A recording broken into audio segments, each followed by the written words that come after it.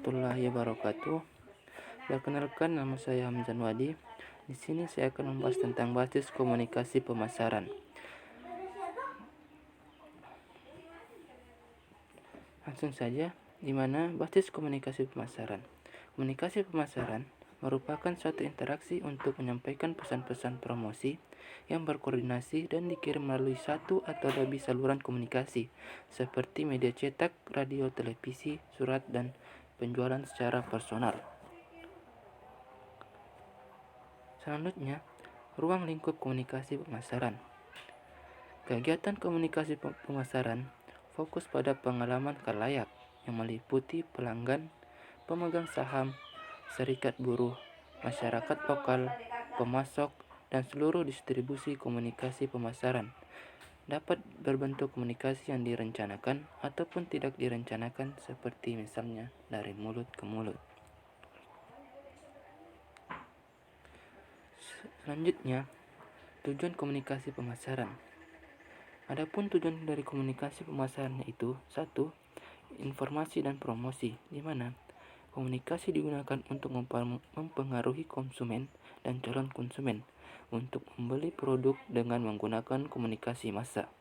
Yang kedua, proses dan pembentukan citra, di mana komunikasi digunakan untuk mempengaruhi beberapa tahapan proses pembelian yang dilakukan oleh konsumen. Yang ketiga, integrasi, di mana integrasi merupakan komunikasi digunakan secara efektif dan efisien agar konsumen mendapatkan gambaran yang jelas mengenai suatu produk. Yang keempat, hubungan. Komunikasi digunakan sebagai sarana untuk menyatakan berbagai macam bentuk hubungan yang dibangun oleh organisasi dan konsumen. Selanjutnya, bauran komunikasi pemasaran. Bauran komunikasi pemasaran adalah bagian terpenting dari strategi pemasaran, yang merupakan kerangka atau mengelola pemasaran dan menghubungkannya dalam konteks bisnis. Bauran komunikasi pemasaran terbagi menjadi beberapa. Yang pertama, bauran promosi. Ada 5 elemen bauran promosi. Yang pertama, periklanan.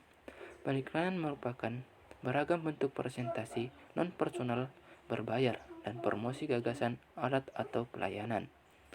Yang kedua, promosi penjualan, di mana bentuk singkat insentif untuk menjual produk atau pelayanan. Yang ketiga, public relation.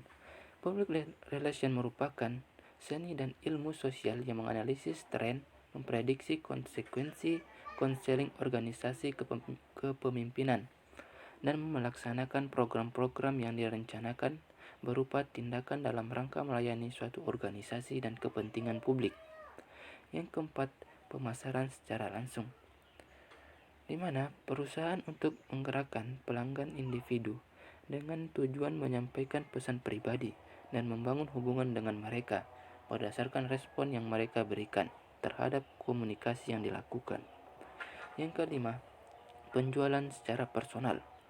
Penjualan secara personal ini melalui presentasi oral dalam bentuk percakapan antara satu dengan lebih calon pembeli dengan tujuan penjualan.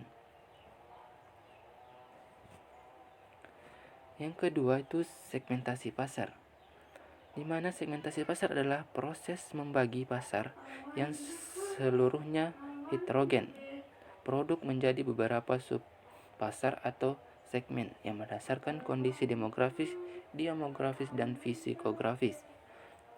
Selanjutnya, strategi komunikasi pemasaran. Strategi komunikasi pemasaran merupakan paduan perencanaan komunikasi dengan manajemen komunikasi untuk mencapai tujuan yang telah ditetapkan. Dalam komunikasi pemasaran, strategi komunikasi dikenal dengan komunikasi pemasaran terpadu.